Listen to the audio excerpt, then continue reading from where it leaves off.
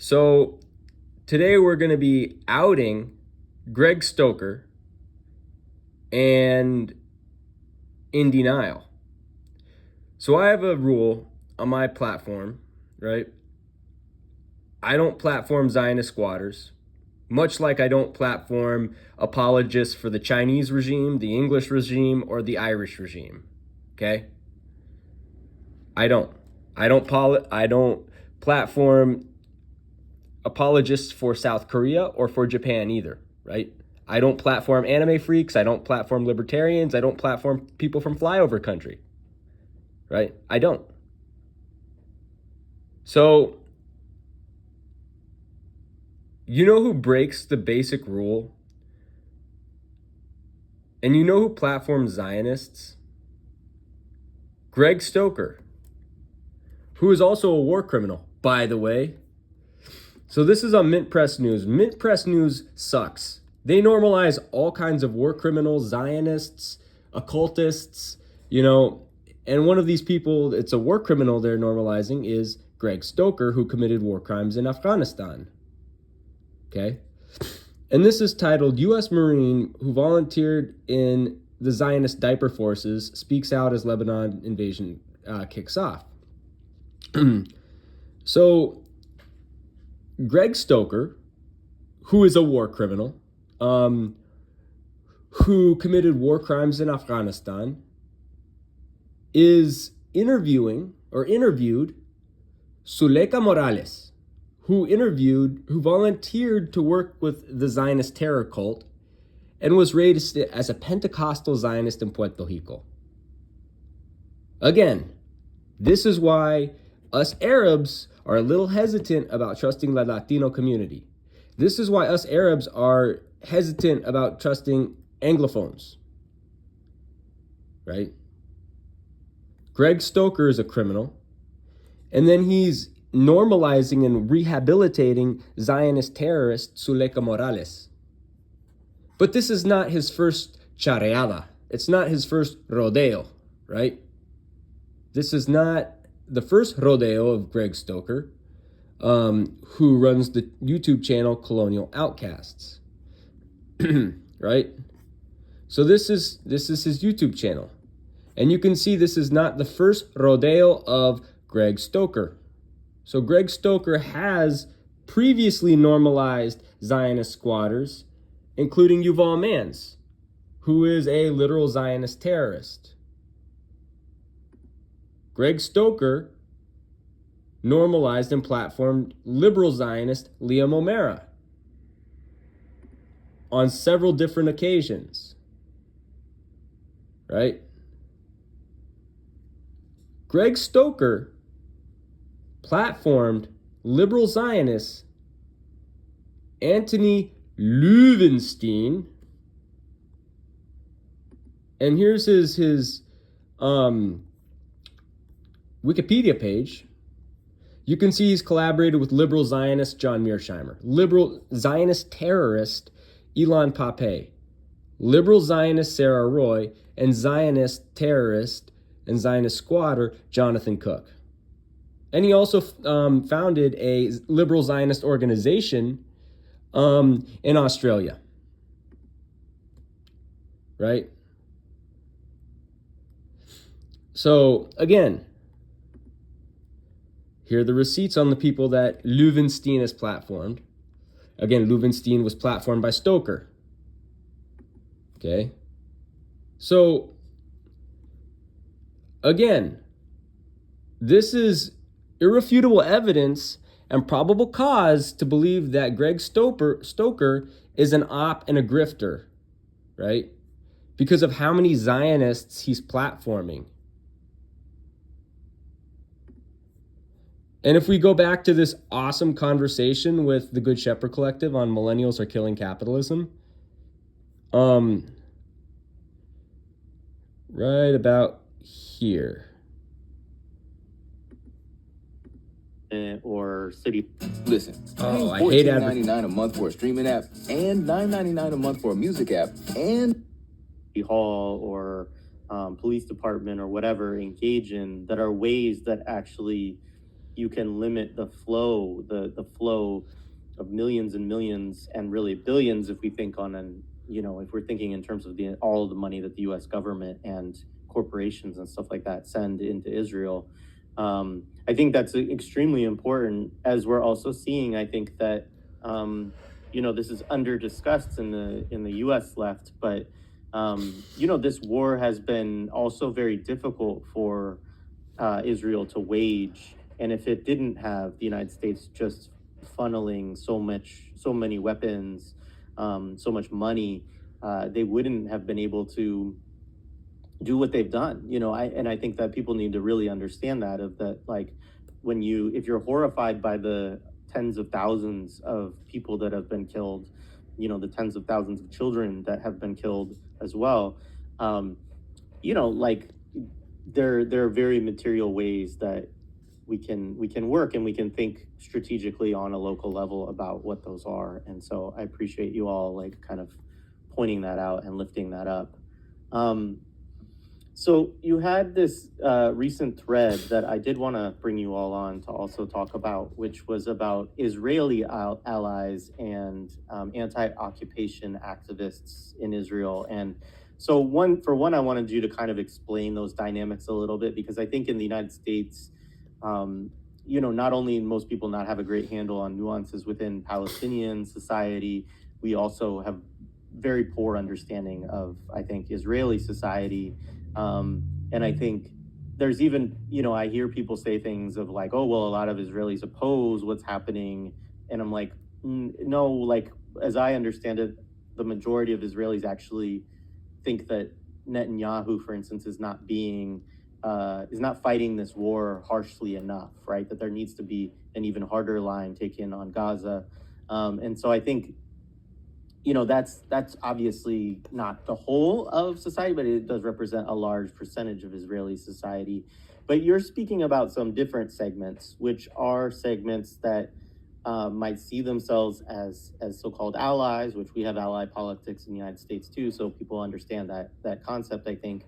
And so, yes, say a little bit about kind of what you were directly addressing, and also just help people understand a little bit about kind of who these people are, how significant are they within Israeli society as well?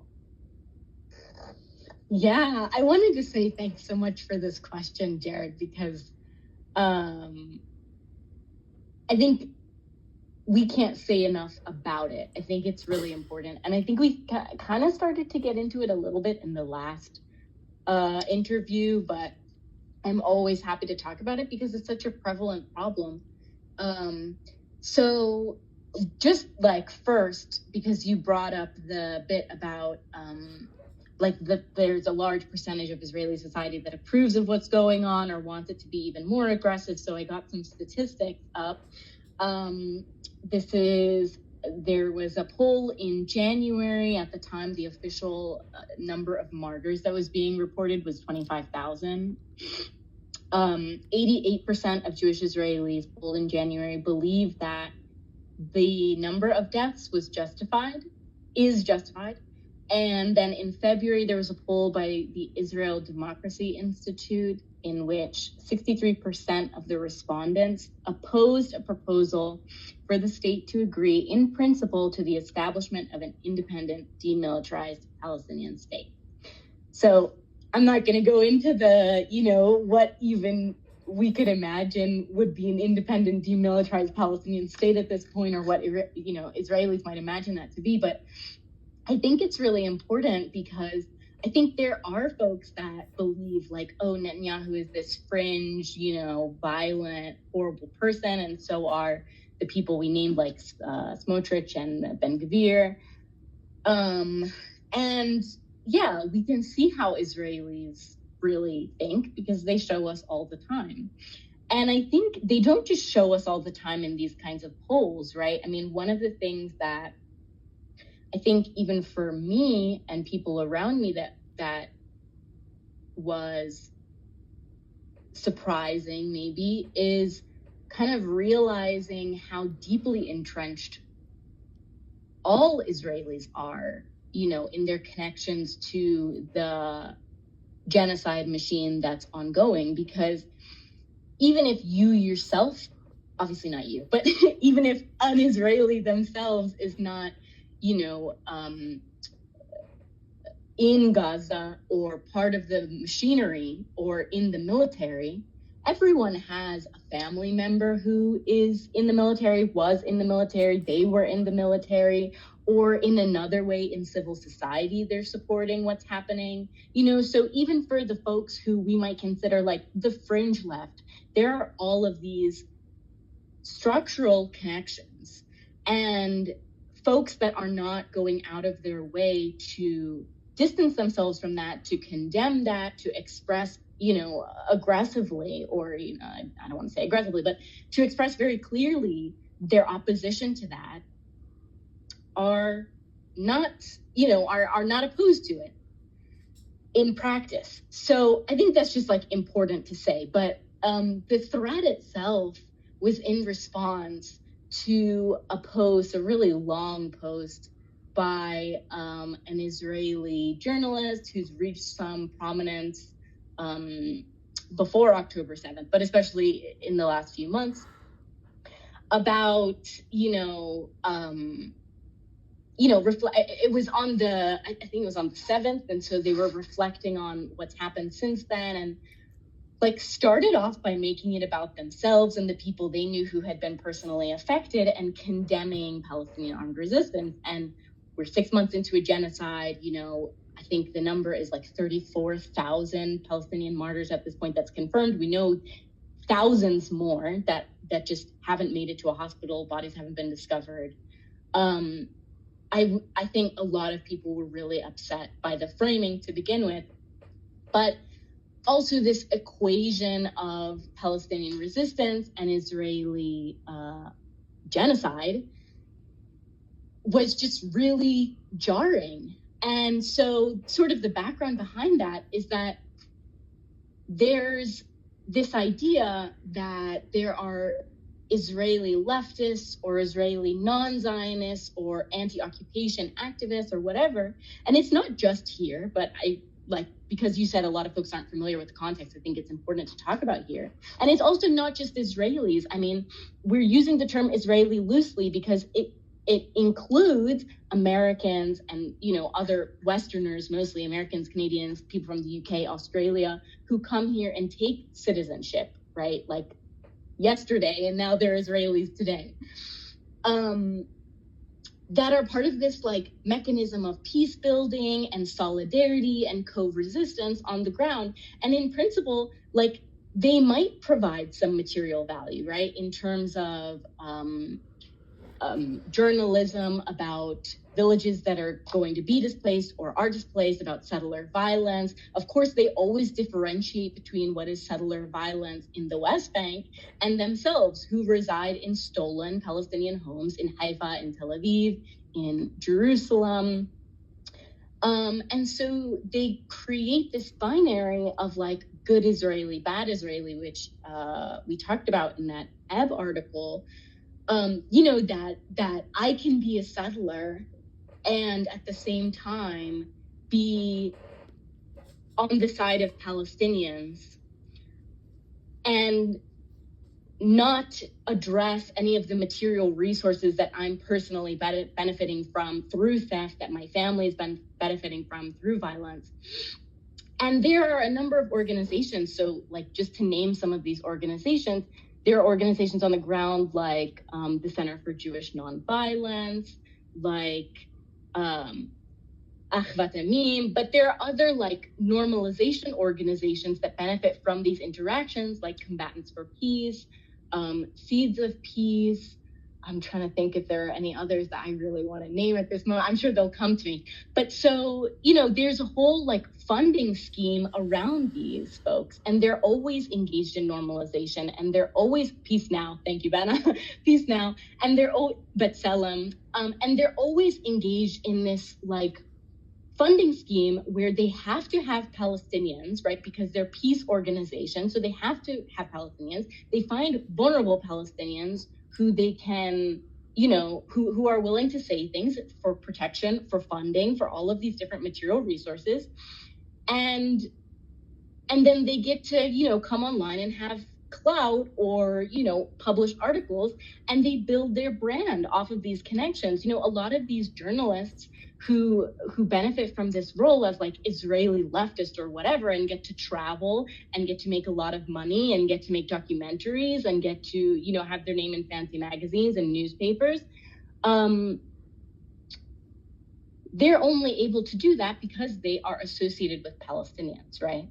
And so they create this career very much off of the back of Palestinians, off of the violence that's imposed upon us. While, like, it's not just that they're not personally targets of this violence on the structural level, but they are actually receiving privileges from this violence as settlers, right? And so they build these careers, and then they build this clout, and then they go on to say things like this. And it's not just this journalist, I'll just say his name, Yuval Abraham, who made this tweet, but it's a number of people, and it's not just Israelis, because other organizations in the United States and the UK, for example, if not now, Breaking the Silence is another good one, Na'amod in the UK, they use these same figures as like redemptive Israeli leftists or whatever. And that's exactly what what Greg Stoker's doing, and that's also what Indy Nile's doing. We'll get into that here. So Indy Nile platformed two Zionist squatters, two Zionist terrorists, used a lip sync source of another Zionist, right? And I told him to quit platforming Zionist squatters, right? Also, take into account that, and then some dipshit on his channel promoted Zionist terrorist Ilan Pappé. But the fact that he promoted two Zionist squatters, two Zionist terrorists, that's a problem. Because, again, Indy Nile, he's a whole different problem. We're going to talk about him. We're going to talk about his promotion of LGBTQ. But Indy Nile, the fact that he's promoting Zionist terrorists, and I have the receipts on them. So this dipshit right here is a Zionist terrorist, Zionist squatter. Again, he's also pro-LGBTQ. He's a total freak show, right? And he's going to have to get arrested, extradited, and prosecuted. This guy is a Zionist. They're calling for one state, which, again, that's another form of Zionist normalization. They oppose this dipshit, this Zionist terrorist dipshit, opposes extradition of Zionist squatters. He is a Zionist. And then you have this dumb fuck right here, who's also a Zionist terrorist and was promoted by a LGBTQ circus clown, Indy Nile. So this motherfucker is a liberal Zionist as well, and a Zionist terrorist, and a Zionist squatter. And look, he even fucking brags about being on the show with this LGBTQ liberal Zionist grifter, Indy Nile. And then, he went on he did a show with Daniel Mattei. Again, Daniel Mattei is a Zionist normalizer.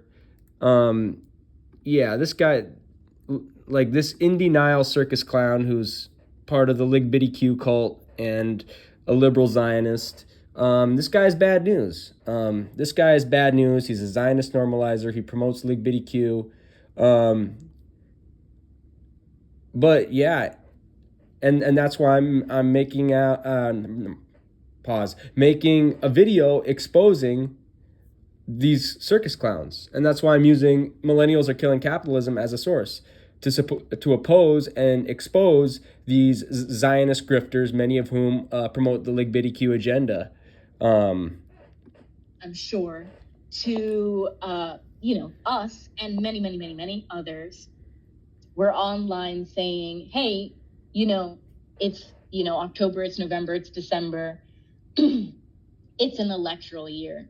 Tell your representatives, from Biden to your local representative, that you're not going to vote for them unless they call for a ceasefire. Tell them now. And there were petitions, and I know because we helped facilitate that, not only in the US, also in Canada, also elsewhere, for folks to tell their politicians from as early as October, November, that they weren't going to vote for them unless they supported ending this genocide.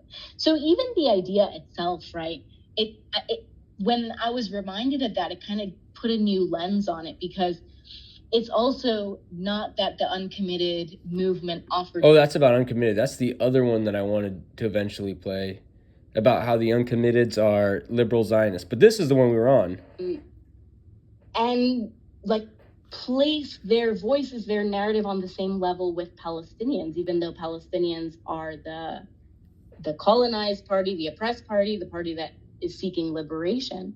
So it's really very upsetting, not only because it's built off of this violence of like stealing wealth, stealing privileges, stealing resources, but it also is maintaining this theft, because they personally become wealthy and voices that are privileged and that get to then, in the case of Yuval, condemn Palestinian resistance, right?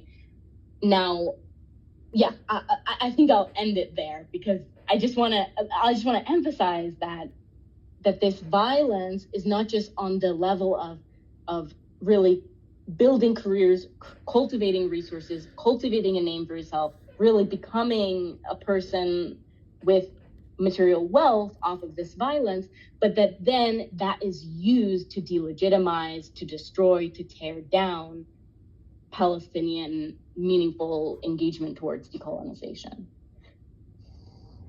Exactly. And that's why the fact that Greg Stoker and Indy Nile are promoting Zionists is evil and terrible, and that's a big problem for the movement. And we have to confront those people, right? Now, where's my thing about Liam O'Mara, the video? Oh, here we are. This is the one about the circus clown Liam O'Mara. So this guy has been propped up by some grifters on YouTube, the colonial outcasts. And then he's a grifter, right? Just like Greg Stoker and Mark Wayne. This guy, Liam O'Mara, is a grifter, right? He has a record of erasing Palestinians in occupied 1948 Palestine. Let's take a listen. My name is Liam O'Mara, and I'm a professor of history.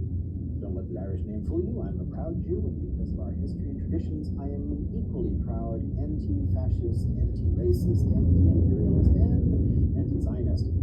It's honestly sad I need to call myself anti-Zionist, given how much I love the land of Israel and Palestine, how much I want to see it flourish and sustain a vibrant Jewish life on its soil. So there you go. Liam O'Mara erases Palestinians in occupied 1948 Palestine and Palestinian refugees from occupied 1948 Palestine.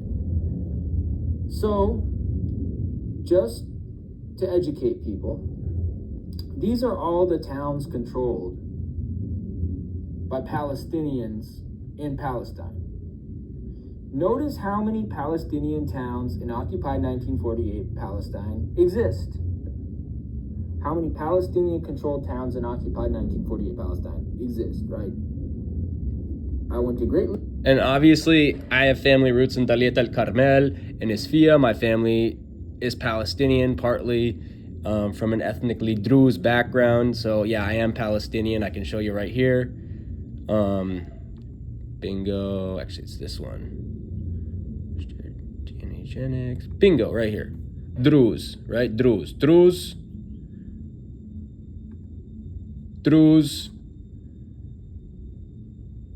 And this one, Druze, see that?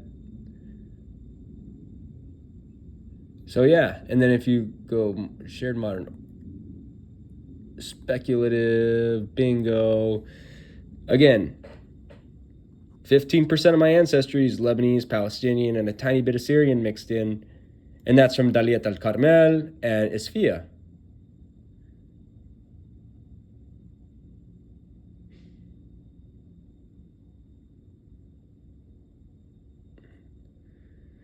But you can see that Liam O'Mara is a liberal Zionist. Where the fuck? Labor to make this map, right? And then you can see my hometowns, right? Isfia, Daliat al Carmel. That's where my family's from. So by erasing Palestinians from occupied 1948 Palestine, Liam O'Mara is erasing me, right? Check it. 15.47% of my ancestry is from the town of Daliat al Carmel in occupied 1948 Palestine, and its suburb is Isfia. So by erasing Palestinians from occupied 1948 Palestine, Liam O'Mara is erasing most of my maternal grandpa's family. And actually, it's from what I learned, it's mostly my maternal grandma's family. Because check it out. Check out my maternal haplogroup, my mtDNA. mtDNA. Your maternal lineage is L, right? Haplogroup L is from West Asia, guys. So that's a West Asian haplogroup.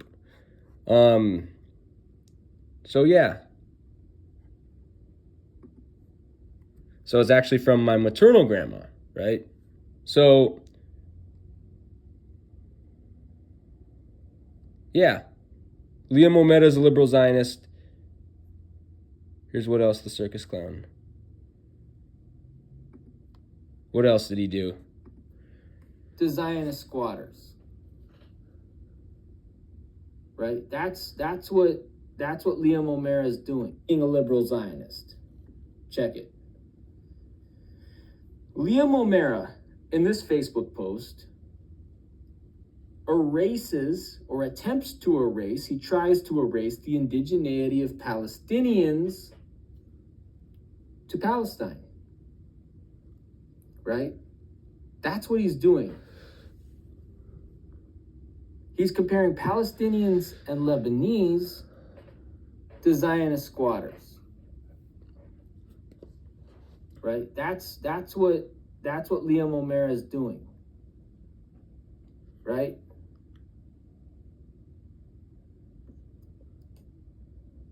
And through this little bullshit thing, that's what he's doing.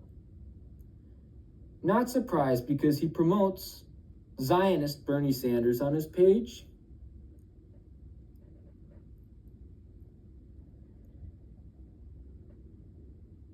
And look at this. So, Liam O'Mara, the same guy who was endorsed by Andrew Yang in the 2020 California congressional election, okay, is promoting a liberal Zionist squatter in Haifa. You know, the city that's 20 kilometers northwest of my family's hometown in Palestine. Liam O'Mara is promoting anarchist graffiti seen in Haifa, Palestine. And he's even normalizing the Zionist entity. And of course, the graffiti is in Zionist squatter writing, right? And again, Liam O'Mara is a liberal Zionist. And then now he's promoting Zionist squatters in Jaffa.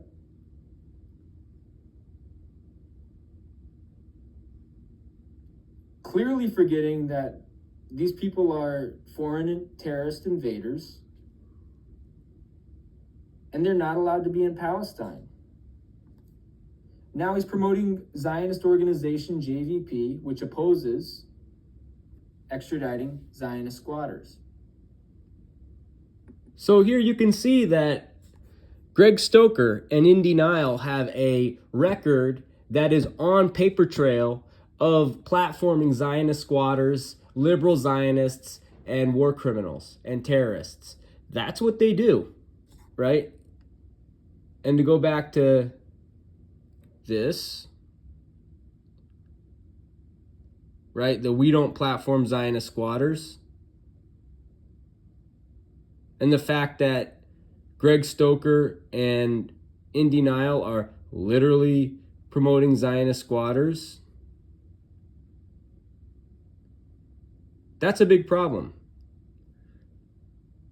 That's a big problem. So there you go.